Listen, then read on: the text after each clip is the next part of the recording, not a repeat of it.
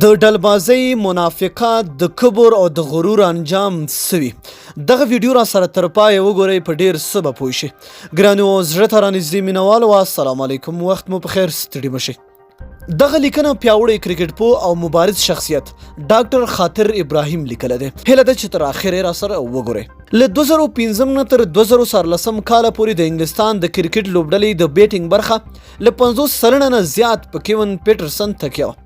پیټرسن په رښتیا چې نهایت زړور او ماهر کرکټر و، مګر آخرو څلورو کلونو کې د غرور حد د زغملو نه و. د غرور ترڅنګ یې لوبډله کې منافقت او ډلبازي پیل کړه. له کوچ پیټر مورس سره یې لانجه راغله، له کپټانۍ استعفا ورکړه. په 2015 کال کې چې کله انډریو سټراس د بورډ مشر شو، په هغه وخت کې یو نهایت ستونزمن مګر زړور تصمیم ونیو. سټراوس پوهېده چې د پیټرسن نشتون د لوبډلې د بیټینګ ملا ماتوي، مګر د لوبډلې د ښې راتلونکي او لوبغاړو ترمنځ د یووالي په پار دغسې زړور اقدام ته شدیده اړتیا وه. ناګهانه یې اعلان وکړ چې کیون پیټرسن به نور هیڅکله د انګلستان لپاره لوبه ونه کړي.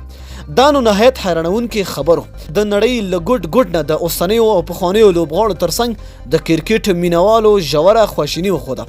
د پیټرسن په نشتون کې د انګلستان لوبډله د یو څه وخت لپاره سخته وځپل شوه، مګر د 2 کلونو په موده کې داسې لوبډله تیاره کړه چې هم یې نړیوال جام وګټه، هم د راتلونکي 20 اوریزو نړیوال جام لپاره سوپر فیورټ لوبډله ده.